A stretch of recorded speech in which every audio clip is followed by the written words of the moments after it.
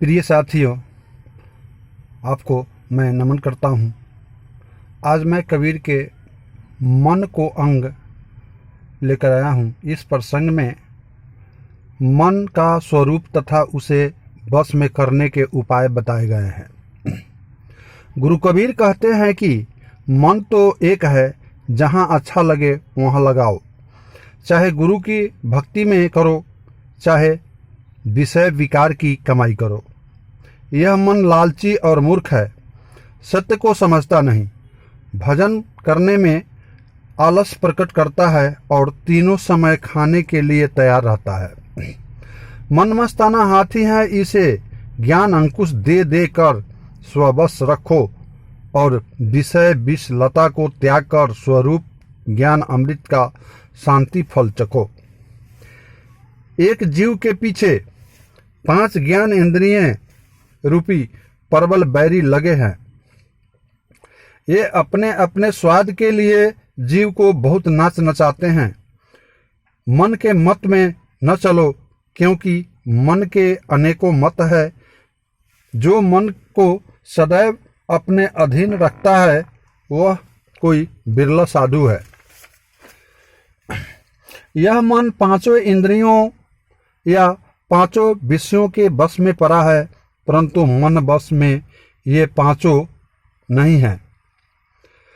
जहाँ देखता हूँ वहाँ विषय की अग्नि लगी है। जहाँ भाग कर जाता हूँ वहाँ आंच लगती है। मन की चंचलता को रोकने के लिए वन में गए, वहाँ जब नहीं शांति हुआ तब पुनः बस्ती में आ गए।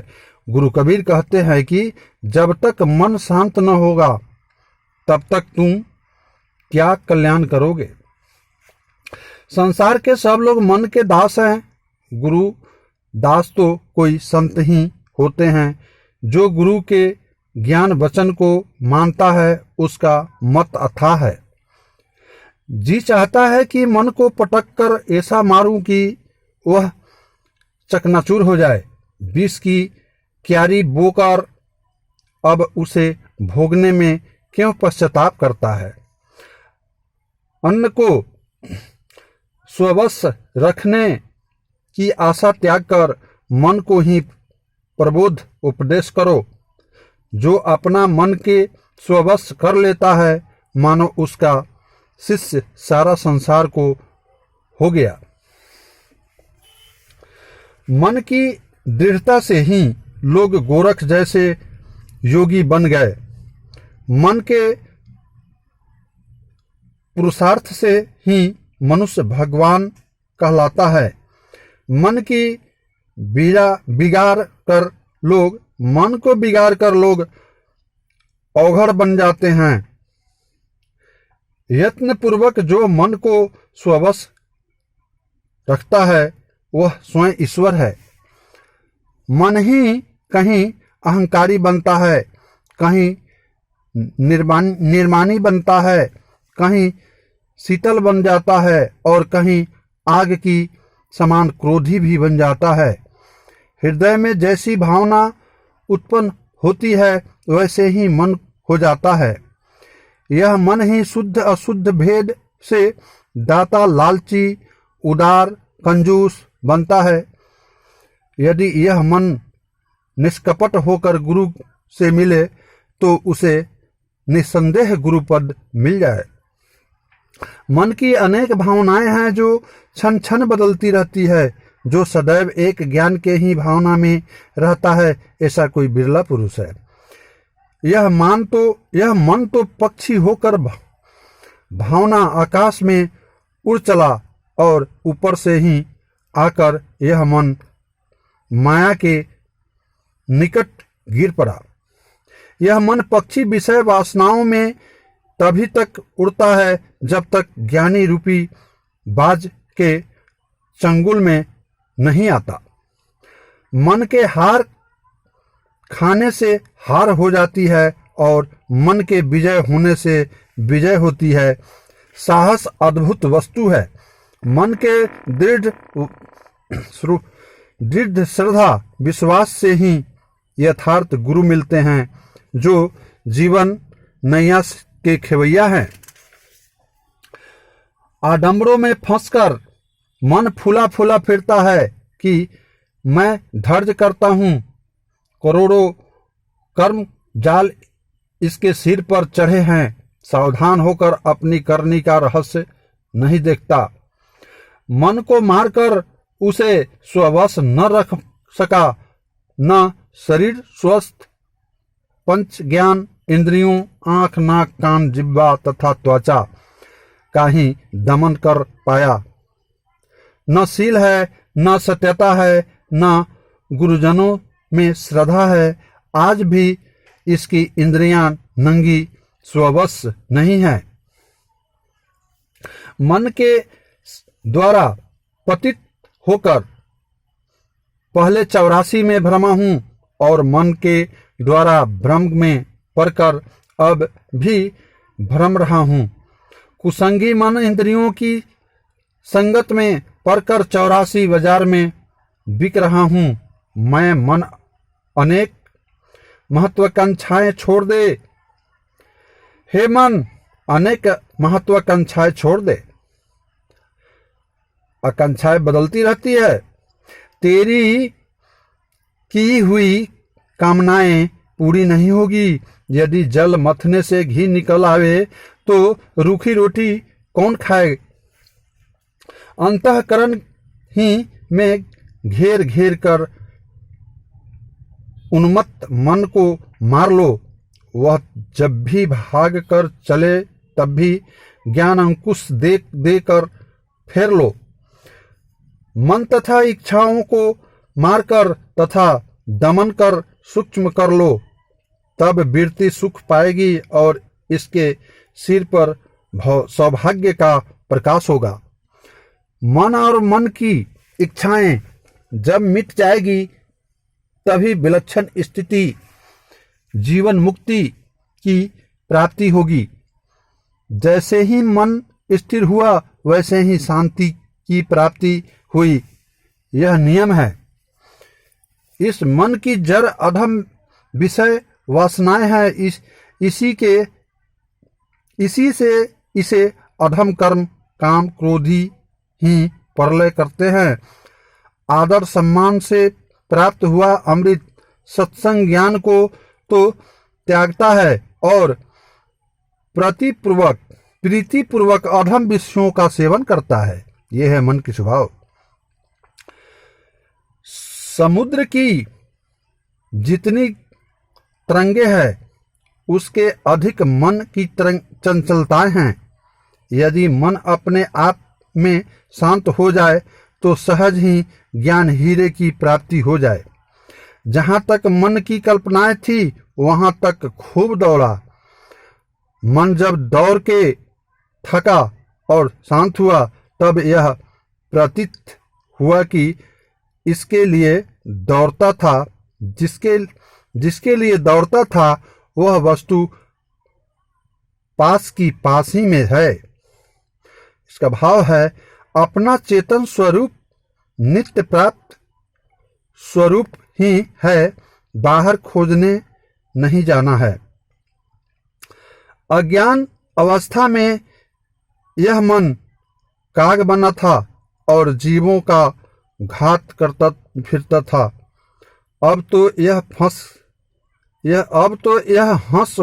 हंस हो गया और सद्गुण ज्ञान रूपी मोती को चुगता है। अपनी बनाई हुई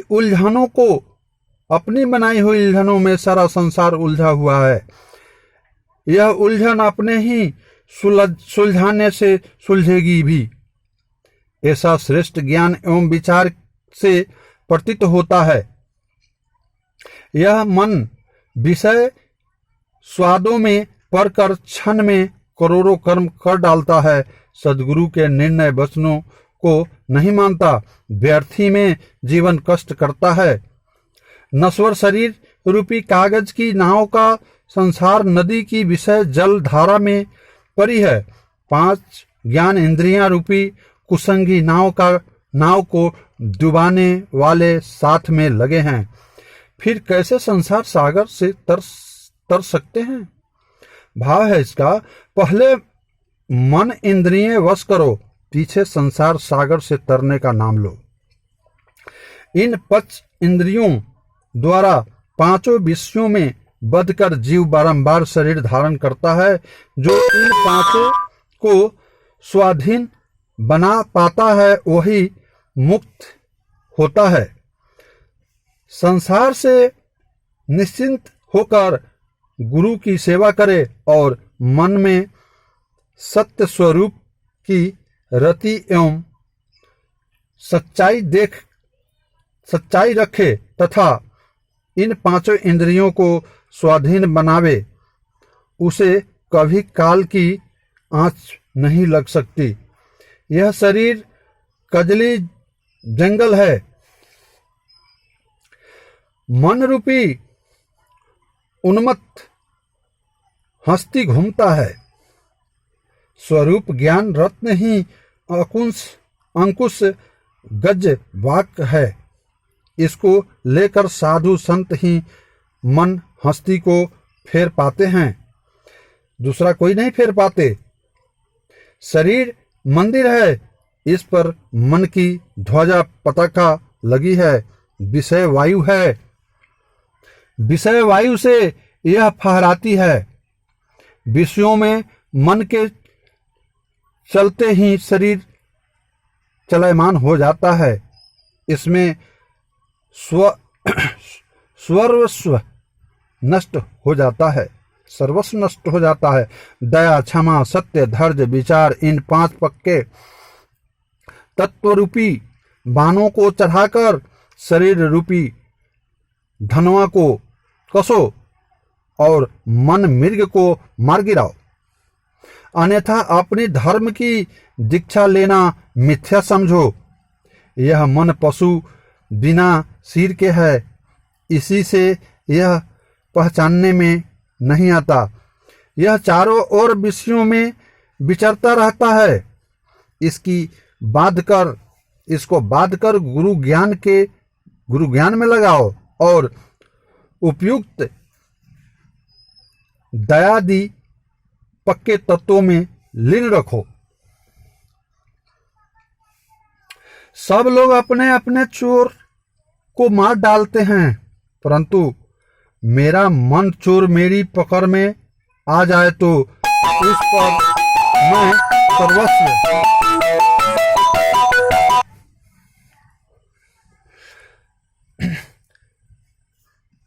सब लोग अपने अपने चारों चोरों को मार डालते हैं, परंतु मेरा मन चोर मेरी पकड़ में आ जाए तो उस पर मैं सर्वस्व न्यौछावर कर दूं, उसको मंत्र बनाकर सदैव अपने पास रखूं। ज्ञान की बातें कहते सुनते सब दिन बीत गए, परंतु उलझा हुआ मन सुलझा नहीं। गुरु कबीर कहते हैं कि साधक सावधान नहीं हुआ, बहुत दिन परमार्थ में भर्ती कराए हो गया, परंतु आज भी पहले दिन के समान नौसिखवा सा मालूम पड़ता है, अथवा अपने सुधार का पहला दिन समझकर आज भी चेतो। कबीर गुरु समझाकर कहते हैं कि इस मन की तथा अकथनीय विचित्र है। जो इस मन को चालों को भली भांति परख लेता है, उसको कल्पनाएं भरमा नहीं सकती। यह मन ही सबको ठगता है, यह ही जीव को बारंबार अवतार जन्म धराता है। जो कोई इस मन से बच जाए वह तीनों लोकों तीनों गुणों से अतीत हो जाए। जैसे घड़े की दीवार से घिरे रहने पर घड़े में जल टिका रहता है, परंतु मिट्टी में जल मिलाए बिना घड़ा नहीं बनता। इसी प्रकार ज्ञान द्वारा बांधने पर ही मन शांत होता है, परंतु मन के बिना ब्रह्म ज्ञान नहीं होता। फटी हुई भूमि जल के बरसने पर मिल जाती है, फटा हुआ कपड़ा धागे से सी देने पर मिल जाती है, और शरीर के कटने फटने पर औषधि लगा देने से वह ठीक हो जाता है। परंतु जब मन फट जाता है तब कहीं ठौर ठिकाना नहीं लगता, क्योंकि मन फटने पर वह पत्थर की दरार के समान दोबारा नहीं मिलता। यह बात सामान्य लोगों के लिए कही गई है। विवेकियों के आचरण में यह साखी लक्षित होती है। सोना सज्जन साधु जन टूटी जुड़े 100 बार। जब मन फट जाता है तब ज्ञान के वक्ता, उपदेशक, गुरु, संत भी बुरे लगने लगते हैं। प्रेम नष्ट हो जाता है और धाक मिट जाती है। ऐसे मनुष्य की दशा ऐसी उल्टी हो जाती है कि जैसे बिना औटाया हुआ 3 दिन का रखा हुआ कच्चा दूध बिगड़ कर मदार के दूध के सदृश विषैला हो जाता है। ज्ञान की चिकनी चुपड़ी बात बनाकर जगत को ठगता रहा, परंतु अपने मन को ज्ञान उपदेश कर शांत नहीं किया। ऐसे लोगों को मन चारों खानियों का नाना देहों में ले गया। हे मन, तू क्यों पगला बना है? तेरी शुद्ध बुद्ध क्यों खो गई है? काल आकर तेरे सिर पर खड़ा है, तेरे शरीर के विनष्ट होते विलंब नहीं होगा। हे मनुष्य, तू अपने मन को समझा बुझाकर ठीक कर ले। नर जन्म में आकर भी असावधान न हो। यदि बिना ज्ञान की स्थिति हुए कुंज कर देगा तो तुम्हारे नर जन्म में आने का फेरा व्यर्थ ही जाएगा। यह मन दानव सब पर चढ़ा है और सबके ऊपर आने जाने का अनंतो मार्ग बना रखा है। जो मन पर चढ़ा हो वह बिरला संत है। शरीर का बैरी कोई नहीं है। यदि मन शीतल हो तो तू सब प्रकार के अभिमान को त्याग कर शीतल निर्माण बन जा। फिर तुम पर सब लोग कृपा करेंगे। मृतक शांत मन पर भी मैं विश्वास नहीं करता।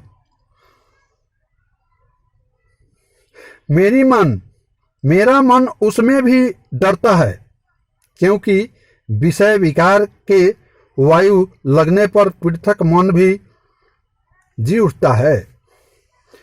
जीवन पर्यटन मन से सावधान रहने की महान आवश्यकता है। आज मैं यहीं पर समाप्त करता हूँ। फिर अगला दिन माया के विषय में संत कबीर क्या कह रहे हैं उसके विषय में मैं डालूंगा। आप सभी मित्रों को, दोस्तों को मेरा बहुत बहुत नमस्कार।